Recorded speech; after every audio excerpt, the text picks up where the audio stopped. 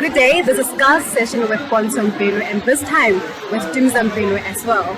We have exciting news for you. Not only am I with Tumza today, but we have a guest on the show. So if you're a grapes lover and you're always looking out to try new ones, this is your show. Our guest is a change pioneer, digital marketing strategist, and also a content curator. Not only that, he is also a radio host at KCA Radio. He is a CEO and founder of Billion at Tumza. He is also a co-founder and chief marketing officer at ELOHL. Sorry about that. Tumza. Makhubela, welcome to the show, sir. Thank you for having me. Thank you for having me. Such a list of achievements. Hey man, we try. What can I say? We have to try. 100%. So you are from Orange Farm. Yes. And that's the outskirts of Johannesburg. And it's one of the largest informal settlements here in South Africa with high poverty, lack of basic services. And so tell me, how is it feeling growing up in Orange Farm? You know, it hasn't been easy for us because, as you've mentioned, you've only mentioned the negative things only about Orange Farm, you know, and then that is how it has been all over the years. When you say I am from Orange Farm, they're only expecting negative things from, you know, so having to change that narrative, having to be choosing a circle inside Orange Farm and being in the township where nothing great is happening around you, but you have dreams of making it out there. You know, this means you have to then expose yourself to different things outside of Orange Farm. So now this means you have to go out of Orange Farm, be friends with people out of Orange Farm, and you don't know anybody because even your childhood, your school, your primary, your high school has been in Orange Farm, you understand? But then now, it has been great. I think there's a lot of youth programs that have been happening with organizations, you know, there's a couple of organizations that have done amazing things inside Orange Farm, and also outside after my school years, I did what we call the servicing year, which is a gap year, basically. So I then took my services and met a couple of people out in Orange Farm in these organizations, and then I was fortunate enough to work with a couple of organizations. Then they brought brands in and made us tour around and stuff. Then that is where everything was going. Oh, beautiful. So you studied electrical engineering and you graduated in 2014, 2015. 2015, and that's the same year you also launched Change Pioneer.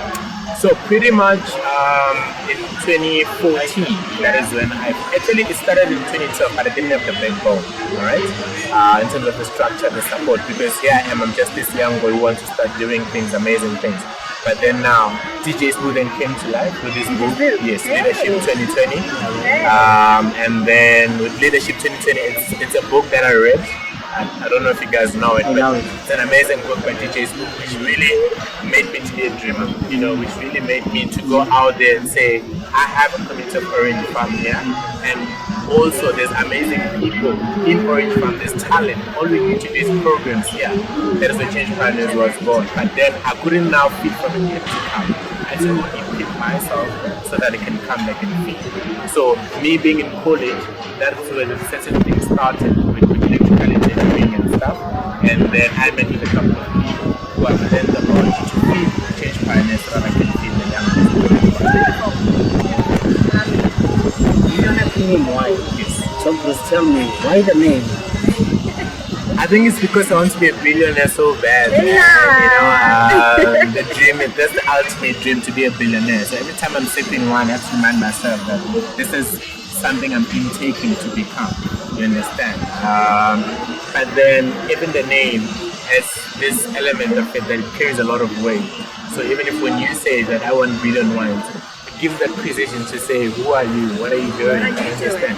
And then even the flavors, the premium of it, the level of it, it's not really the wines that you could get anywhere. It's not the wines that you would want to associate yourself anywhere in the township or wherever the case may be. But it's a wine that makes you think of greatness and excellence every time you have a sip. Okay, I see your wines. You've got both flavors. You've got white, you've got red. Can you tell us more about the flavors? Okay, so it's blends, right? My wines are very nice blends. With the red, we have blended a couple of grapes together. We have a Merlot, we have a Shiraz, and then we have Cabernet Sauvignon in. You know, those grapes are blended together. And then with the white, we have Semillon, we have Chenin Blanc, and then we have Sauvignon Blanc as well, blended together. So we took different grapes, we made fun with them, we played around with them, and then this brilliant came to life. Okay, so tell me, Fetu, you're so brave. I will tell you, like, she's so brave. We all know, like, wine, Yes. it's a white-dominated industry. So tell me, Tom Bros wake up in the morning and decide, hey, Nita, let me go and start my own wine. Yeah. Like, really, I'm a challenge. The competition is huge out there. So tell me, as the competition is huge, for example, in 2019 alone, the exports of wine in South Africa, about 320 million of liters exported in South Africa. So when Mozovela Ushaya Yakho wine, how do you do it? How do you stand out from the rest? Like abantu uzozitshela kanjani ukuthi today I'm gonna go and buy a billion. So like what's your unique selling point? I think part of my story it has been a great brand strategist because I've worked with a couple of brands and stuff, right? And then my love for traveling and my love for class and these things brought me into wine tastings in the Western Cape, you know. And then when I did the wine tasting in the Western Cape, I was like, and it was really white people there, you know, tasting wines with white people, you know. And then when you wanna drink it, and they're like, you don't drink these things. Yeah, it's wine tasting. You just taste and then you spit. And I'm like, why are you guys wasting wine? You understand? Oh, you taste and spit? Yeah, you taste and spit. Wow. Yeah, that's how you taste the wines. You know? And then now I was inspired to say, you don't have this. Should I be the first one?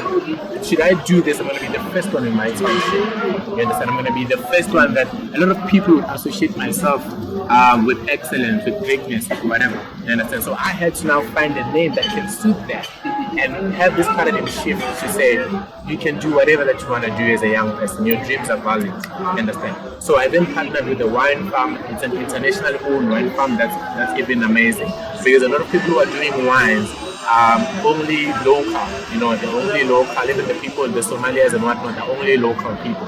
I got the opportunity to partner with a wine farm that is French owned, you understand? So now my wine has a class of French in it, you understand, France. So you could be walking in the street of Paris and then you could be having billion.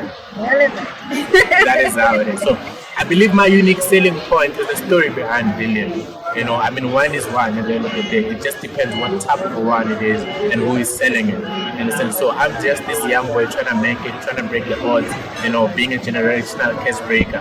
That is why you buy my wine. Something to tell us, we had a lockdown. Yes. We had a COVID-19. Yeah. How did COVID-19 affect you? By saying wine?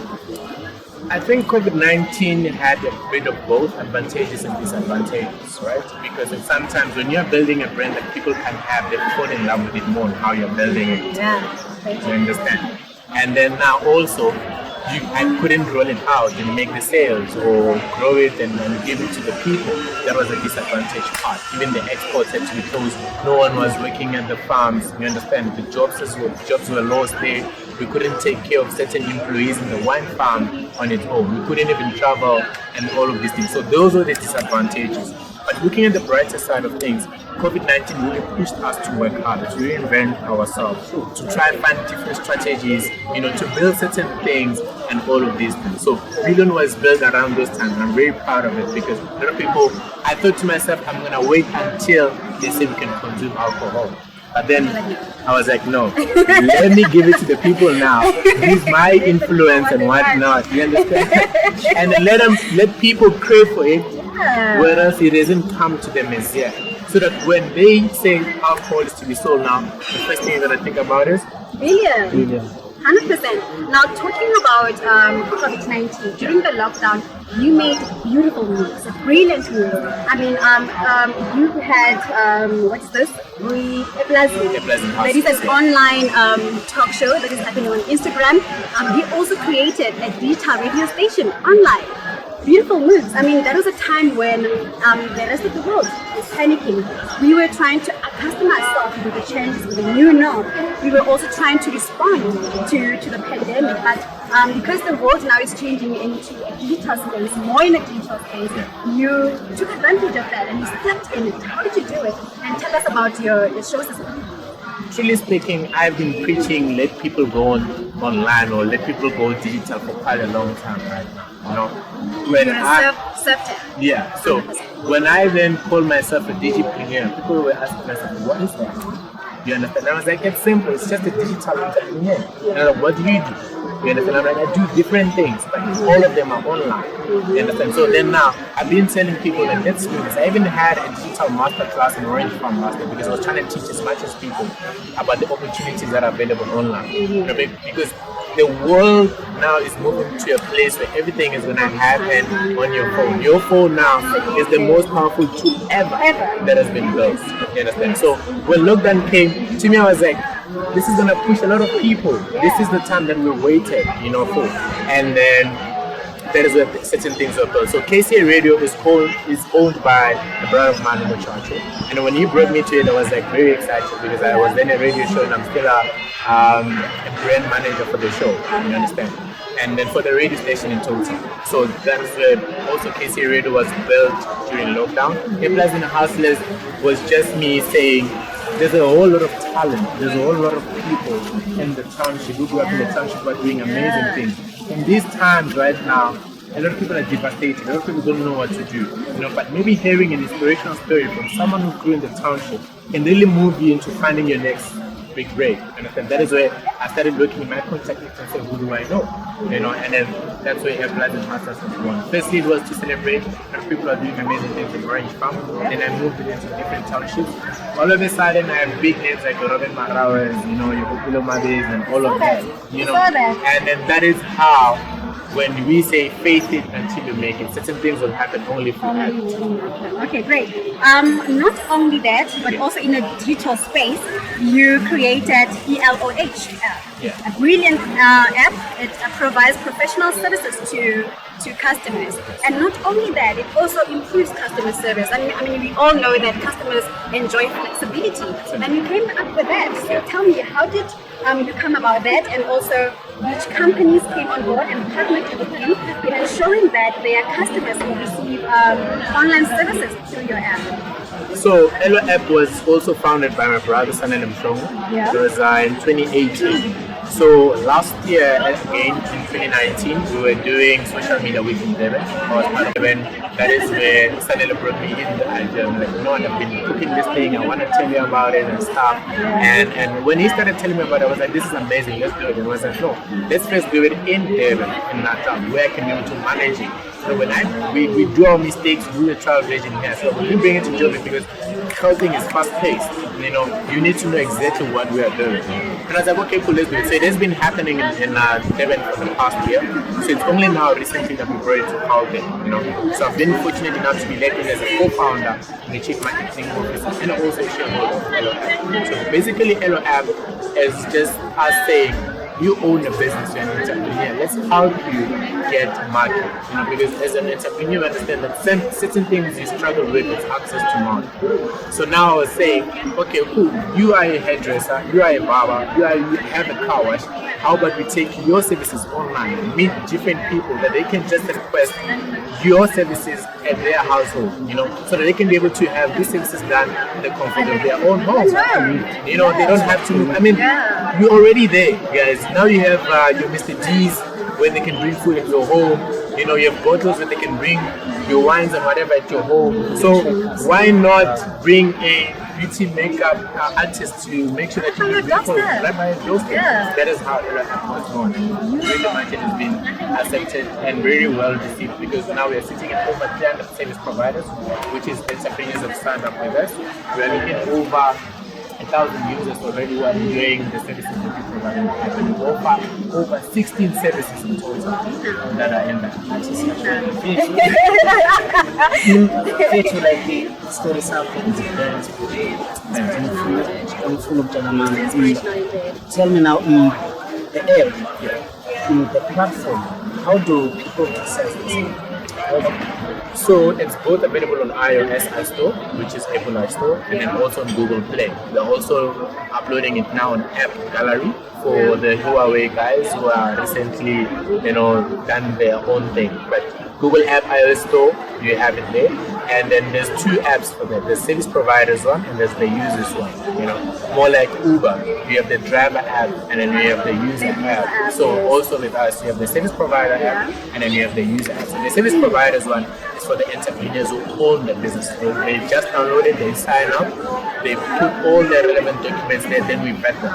Because we need to make sure that security is very, very solid. So we'll have to check criminal records and all these things and all service and stuff. So that when you request a plumber, we don't want you coming home and there's no TV. You get my point. You understand that this guy was not vetted enough and done the criminal record. So we eliminate those dangers by not accepting anyone. We're verifying everyone who's signing up with that service provider. So you as a user can be able to enjoy it at just a breeze. Okay, so I have downloaded the app. Yes. I have the app here with me. I just want us to run us through all these posts that I see on your app. So it's easy. You get it on the Play Store, and obviously the first thing is to register and link your email to the profile, and then after that, that's the first step. The second step is obviously downloading or uploading documents, and the documents we're talking about ID documents, we're talking about tax clearance, we're talking about proof of address. Yes, and that's the second step. But what I love is the services. This gentleman here, mastermind. he took all the industry and he has put them in one thing under your phone. So under services,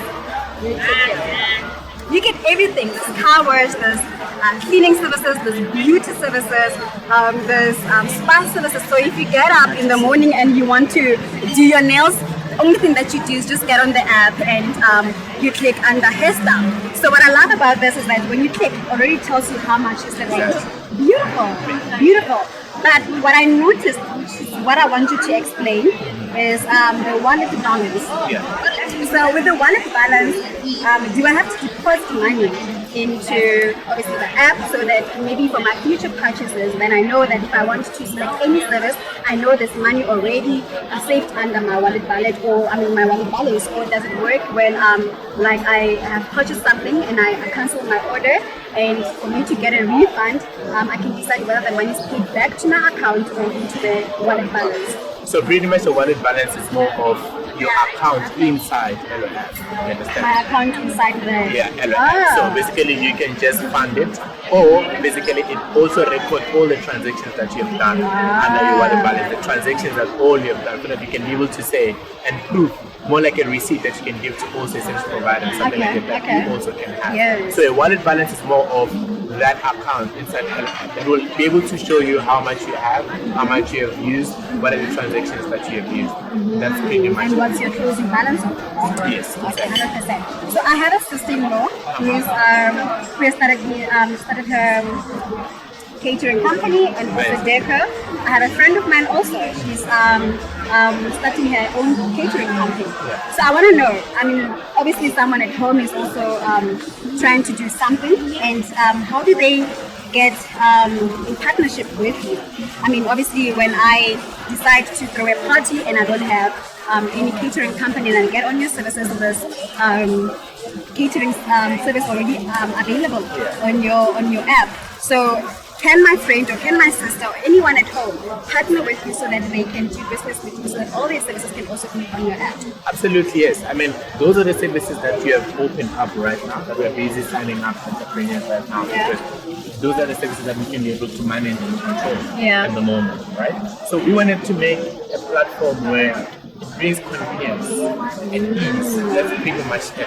You understand? So you could be sitting at home, you have that baby shower maybe to attend, but your hair is not done, your nails are not done, your face is not done, your car is dirty, you know, the clothes that you want to wear. Laundry, all you that as well. understand? Yeah, your clothes that you want to wear, but you don't have time to iron and stuff and whatnot. So pretty much in the comfort of just a click of a button, you can be able to request all the services and they can be able to come to you. What is nice is that the entrepreneurs who are signing up as service providers, they set the prices themselves. We don't set their prices. You understand? They actually know that for a hairstyle is 300. they put it there at 300 rate. But as an ELAH, do you have your fixed fee? Yeah, no. With them, they're sending up for free. Okay. Yeah, they're sending up, entrepreneurs are sending up for free for now, because we are bringing it out and everything. So you sign up for free. You understand? And then as you request, we only have a servicing fee. That is fixed. It doesn't change overnight. You wouldn't be surprised and say, this today you paid 50 rand, tomorrow it's 100 rand. No. It's a fixed rate every time. More like a fee. You understand? It's a fixed rate all the time. 100%. So tell me, my partners, they don't know anything about this, but this is something that I thought about it now. So you can also see it as a gift from Skull Session to Tommy Brews. So what I'm thinking is, how about you give back to Orange Farm? Maybe just pick one of those schools where you know that most of the learners, they're coming from a disadvantaged background, right? And obviously learners were they want to apply to universities in Joburg. Sometimes they reach the deadline, they don't apply online, and so you can go to that school that has less facilities, that the school that doesn't have a computer lab, right? But we do know that learners have phones, right? So you can ask the learners to have the app uploaded on their phone, right? And then you partner with UJ. Then you tell UJ that, listen, in Pontsho High School, let's say, Pontsho High School in Orange Farm, let's take that for an example. Pontsho High School in Orange Farm has about 6 classes of grade 12. So meaning is grade 12A to grade 12F, right? And in each class, there's about 20 learners. So that's like 120, 6 times, I mean, times 20.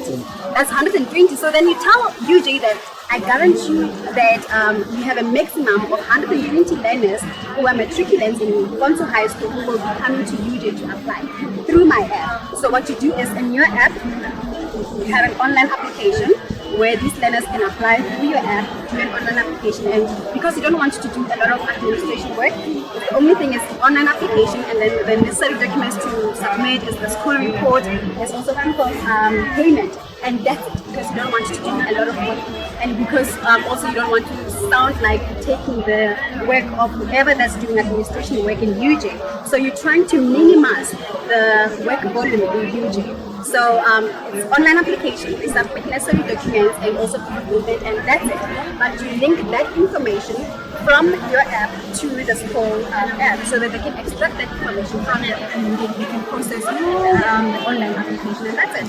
That's you giving back to Orange Farm.